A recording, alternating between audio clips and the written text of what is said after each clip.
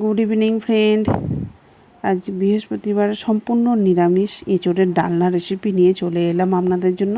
তো চলুন রেসিপিটা শুরু করা যাক। এখানে কড়া বসিয়ে দিয়েছিলাম, কড়া গরম হতে সর্ষের তেল দিয়ে দিলাম, 2-3 চামচ হবে। সর্ষের তেলটা ভালো মতো গরম হতে আমি এঁচোড়টা দিয়ে দিলাম। তো অফ ক্যামেরায় আমি এঁচোড় আর আলু সিদ্ধ করে নিয়েছিলাম।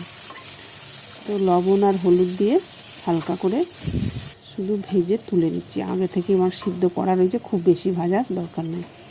তো দেখুন কিছুটা ভাজা হয়ে গেছে, এরপর তুলে নিলাম।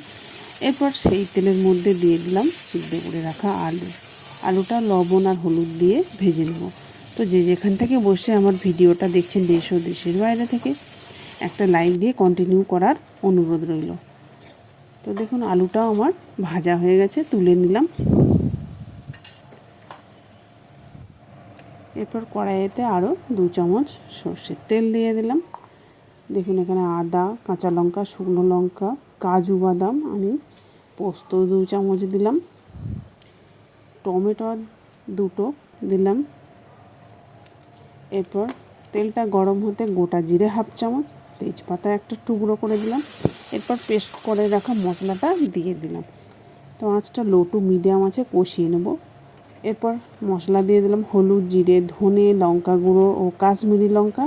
সামান্য জল দিয়ে আমি লো আঁচে মশলাটা কষিয়ে নেব। তো মশলাটা কষানো হয়ে গেলে সেই আগে থেকে ভেজে রাখা এঁচোড় আর আলুটা দিয়ে 5 থেকে 10 মিনিট বেশ ভালো মতো কষিয়ে নেব। তো ভাজার সময় আমি এগুলোতে লবণ দিয়েছি, সেটা খেয়াল রেখে লবণ দিলাম। তো বেশ ভালো মতো কষানো আমার হয়ে গেছে। এরপর জল দিয়ে ঢাকা দিয়ে 5 মিনিট রেখে দেবো, কারণ আমার তো সব সিদ্ধ হয়েই আছে। এরপর নিরামিষ রান্না একটু মিষ্টি দিলে কিন্তু টেস্টটা খুব দুর্দান্ত হয়। 1 চামচ আমি মিছরি দিলাম। তো মিছরির পরিবর্তে আপনারা চিনিও দিতে পারেন। এরপর ভাজা মশলা বা গরম মশলা, তো ভাজা মশলার মধ্যে আছে এলাচ, লবঙ্গ, গোটা জিরে, ধনে গুঁড়িয়ে রেখেছিলাম অফ ক্যামেরায়, সেটা দিয়ে দিলাম। দেখুন কতটা সুন্দর লোভনীয় হয়েছে। যারা আমার ইউটিউব চ্যানেল থেকে দেখছেন, একটা সাবস্ক্রাইব করে পাশে থাকবেন, আর পাশে থাকা বেল বাটনটি অল করে রাখবেন। একবার হলেও বানিয়ে দেখুন, কেমন হলো কমেন্ট করে জানাতে ভুলবেন না। আমার বাড়ির লোকের তো দুর্দান্ত লেগেছিল।